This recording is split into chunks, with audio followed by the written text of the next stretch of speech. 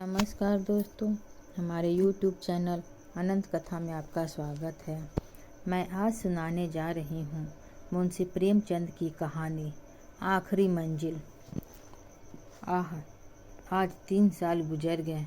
यही मकान है, यही बाग है, यही गंगा का किनारा है, यही संगमरमर का हौज, यही मैं हूँ और यही दरो दीवार। मगर इन चीज़ों से दिल पर कोई असर नहीं होता।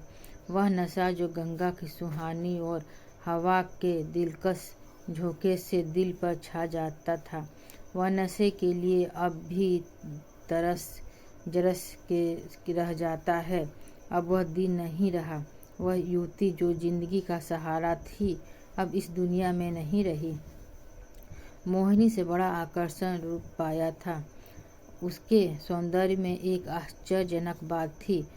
उसे प्यार करना मुश्किल था। वह पूजने के योग्य थी। उसके चेहरे पर हमेशा एक भली लुभावनी आत्मिकता की दीप्ति रहती थी। उसकी आंखें, जिनमें लाज और गंभीरता और पवित्रता का नशा था, प्रेम का स्रोत थी। उसकी एक एक चितवन, एक एक क्रिया, एक एक बात उसके हृदय की पवित्रता और सच्चाई का असर दिल पर पैदा करती थी। जब वो अपनी शर्मीली आँखों से मेरी ओर ताकती तो उसका आकर्षण और उसकी गर्मी मेरे दिल में एक ज्वार भाटा सा पैदा कर देती थी।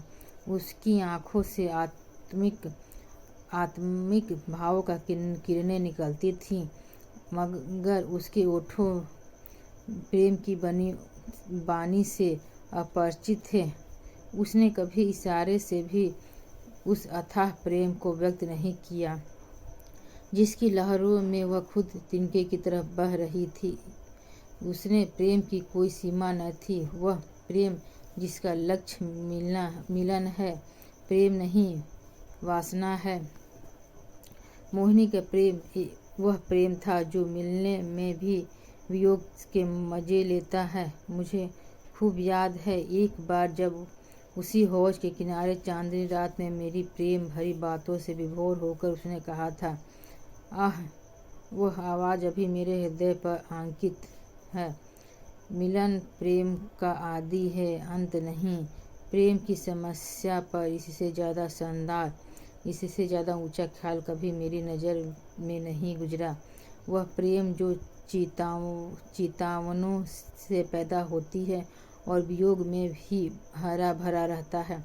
वह वासना के एक झोंके को भी बर्दाश्त नहीं कर सकता।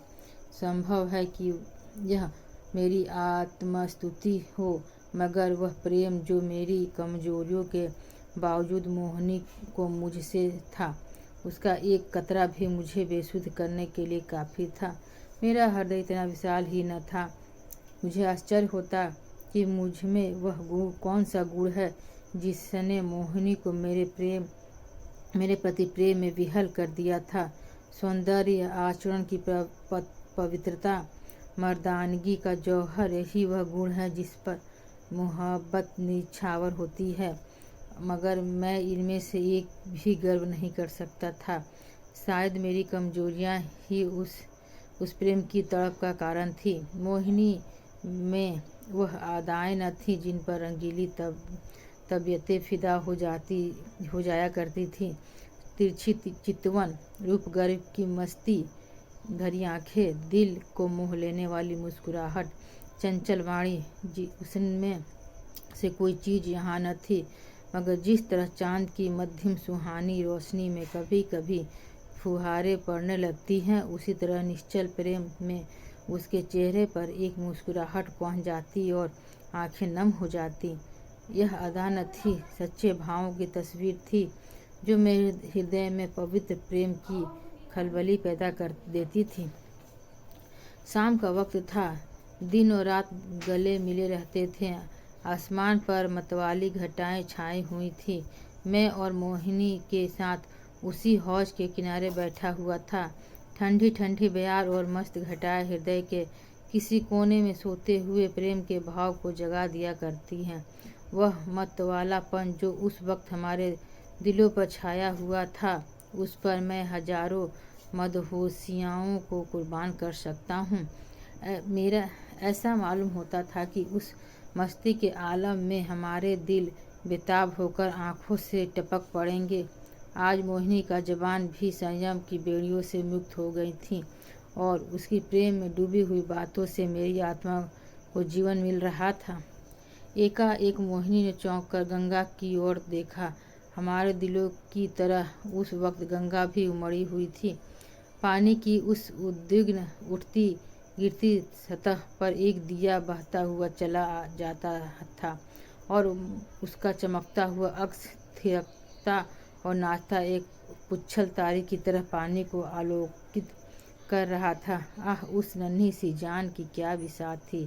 कागज के चंद पुर्जे, बांस की चंद तिलियां, मिट्टी का एक दिया कि जैसे किसी अतृप्त लालसाओं की समाधि थी जिस पर किसी दुख बटाने वाले ने तरस खाकर एक दिया जला दिया था, मगर वह नन्ही सी जान जिसके अस्तित्व का कोई ठिकाना न था, उस अथाह सागर में उछलती हुई लहरों से टकराती भंवरों से हिलकोरे खाती, शोर करती हुई लहरों को रौंदती चली जाती थी।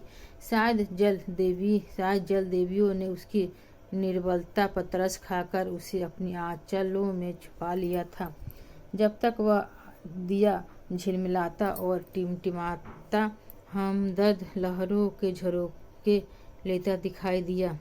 मोहिनी टकटकी लगाए खोई सी उसकी तरफ ताकती रही। जब वह आंख से ओझल हो गया तो वह बेचैन हो से उठ खड़ी हुई और बोली, मैं किनारे पर जाकर उस दिए को देखूंगी।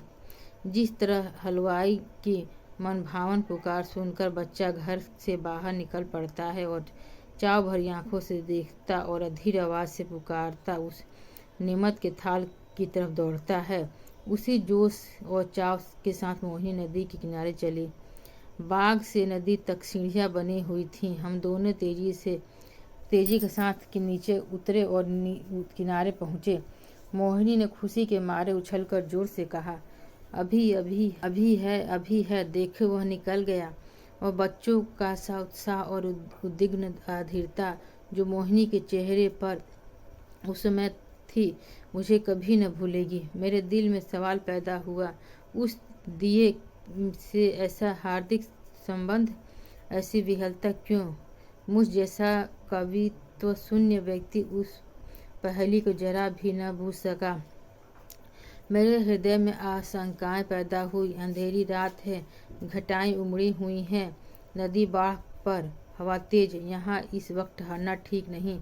मगर मोहिनी, वह चाव भरे भोलेपन की तस्वीर, उसी दिए की तरफ आंखें लगाए चुपचाप खड़ी थी और वह उदास दिया जो हिलता मचलता चला जाता था, न जाने किस देश। मगर थोड़ी देर के बाद वह दिया आंखों से ओझल हो गया। मोहिनी ने निराश स्वर में पूछा, बुझ गया होगा। और इसके पहले कि मैं जवाब दूं, वह डोंगी के पास चली गई जिस पर वह बैठकर हम कभी कभी नदी के सैरे किया करते थे, और प्यार से मेरे गले लिपटकर बोली, मैं उस दिए को देखने जाऊंगी। वह कहाँ जा रहा है, किस देश को? यह कहते कहते मोहिनी ने नाव की रस्सी खोल ली जिस पर पेड़ों की डालियां तूफान के झोंकों से झकोरे खाती, उसी तरह वह डोंगी डावाडोल हो रही थी। नदी का वह डरावना विस्तार, लहरों की वह भयानक छलांगे, पानी की वह गरजती हुई आवाज़, इस खौफनाक अंधेरे में वह डोंगी का बेड़ा क्यों कर पार होगा? मेरा दिल बैठ गया उस पर अभागे की तलाश में यह किश्ती भी डूबेगी। मगर मोहिनी का दिल उस वक्त उसके वश में न था। उसी दिए की तरह उसका हृदय भी भावनाओं की विराट लहरों भरी गरजती हुई नदी में बहता जा रहा था। मतवाली घटाएं झुकती चली आती थीं कि जैसे नदी के गले मिलेंगी, और वह काली नदी यूं उठती कि जैसे बादलों को छू लेगी। डर के मारे आंखें मूंदी जाती थी। हम तेजी के साथ उछलते किनारों के कगारों के गिरने की आवाज़ सुनते काले काले पेड़ों पर झूमना देखते चले जाते थे। आबादी पीछे छूट गई, देवताओं की बस्ती से भी आगे निकल आए। एकाएक मोहिनी चौंक कर उठ खड़ी हुई, बोली अभी है, देखो वह जा रही है। मैंने आंख उठाकर देखा वह दिया ज्यों कते हिलता मचलता चला जाता था। उस दिए को देखते हम बहुत दूर निकल गए। मोहिनी ने यह राग अलापना शुरू कर दिया, मैं साजन से मिलन चली। कैसा तड़पा देने वाला गीत था और कैसी दर्द भरी रसीली आवाज़। प्रेम और आंसू में डूबी हुई मोहक गीत में कल्पनाओं को जगाने की बड़ी शक्ति होती है। वह मनुष्य को भौतिक संसार से उठाकर कल्पना लोक में पहुंचा देता है।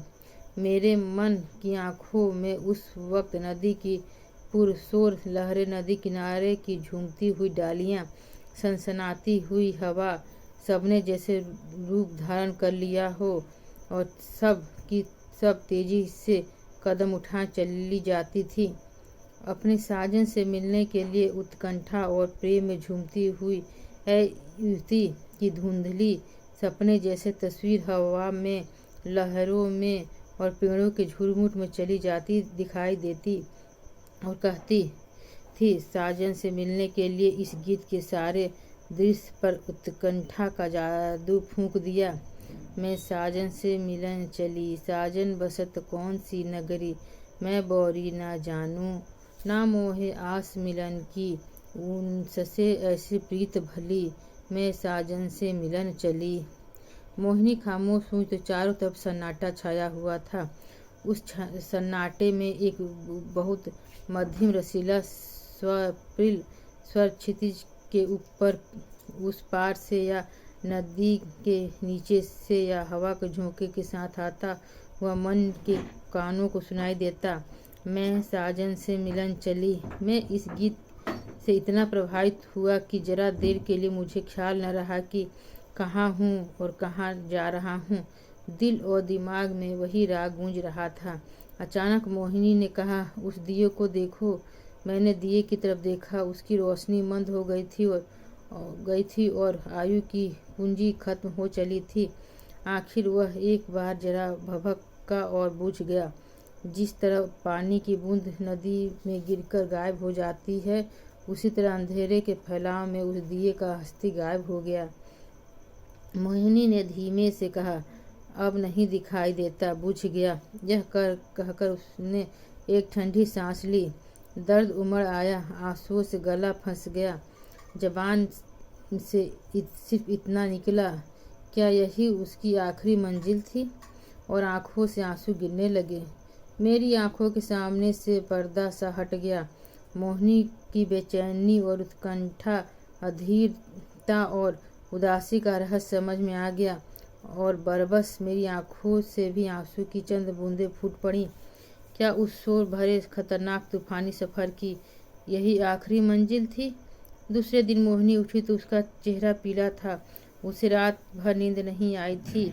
वह कवि स्वभाव की स्त्री थी। रात की इस घटना ने उसके दर्द भरे भावुक हृदय पर बहुत असर पैदा किया था। हंसी उसके होठों पर यूं ही बहुत कम आती थी। हाँ, चेहरा खिला रहता था।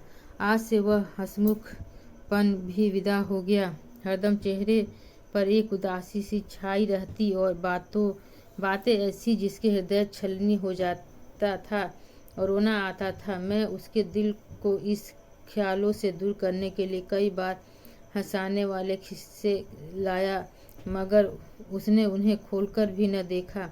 हाँ, जब मैं घर पर न होता तो वह कवि की रचनाएं देखा करती, मगर इसलिए नहीं कि उसके पढ़ने से कोई आनंद मिलता था, बल्कि इसलिए कि उसे रोने के लिए ख्याल मिल जाता था।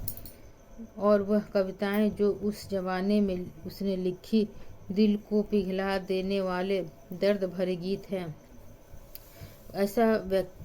कौन ऐसा व्यक्ति है जो उसे पढ़कर अपने आंसू रोक सकेगा?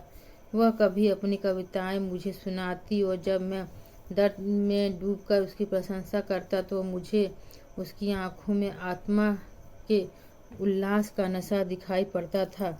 हंसी दिल्लगी और रंगीनी मुमकिन है कुछ लोगों के दिलों पर असर पैदा कर सके, मगर वह कौन सा दिल है जो दर्द के भाव से पिघल न जाएगा। एक रोज हम दोनों इसी बाग के सैर कर रहे थे। शाम का वक्त था, चैत का महीना। मोहिनी की तबीयत आज खुश थी।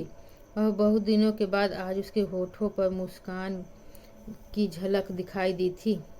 जब शाम हो गई और पूर्णमासी की चांद की गोद से निकलकर ऊपर उठा तो हम इसी हौज के किनारे बैठ गए। यह मॉल सीढ़ियों की कतार और हम यह हौज मोहिनी की यादगार है। चांदनी की बिसात आई और चौपड़ होने लगी। आज तबीयत की ताजगी ने उसके रूप को चमका दिया था और उसकी मोहक चपलताएं मुझे मतवाला बना दी थी। मैं कई बाजियां खेला और हर बार हारा। हारने में जो मज़ा था वह जीतने में कहाँ। हल्की सी मस्ती में जो मज़ा है वह छकने और मतवाला होने में नहीं। चांदनी खूब छिटकी हुई थी। एकाएक मोहिनी ने गंगा की तरफ देखा और मुझसे बोली, वह उस पार कैसी रोशनी नजर आ रही है। मैंने भी निगाह दौड़ाई। चिता की आग जल रही थी। मैंने उसे टालकर कहा, झांसी खाना पका रहे हैं। मोहिनी को विश्वास न हुआ। उसके चेहरे पर एक उदास मुस्कुराहट दिखाई दी और आंखें नम हो गई। ऐसे दुख देने वाले दृश्य उसके भावुक और दर्दमंद दिल पर वही असर करते थे जो लू की लपट फूलों के साथ करती थी। थोड़ी देर तक वह मौन निश्चल बैठी रही, फिर शोक भरे स्वर में बोली, अपनी आखिरी मंजिल पर पहुंच गया। हमारी कहानी सुनने के लिए धन्यवाद। अगर हमारी कहानी पसंद आई हो तो कृपया लाइक एवं सब्सक्राइब अवश्य करें।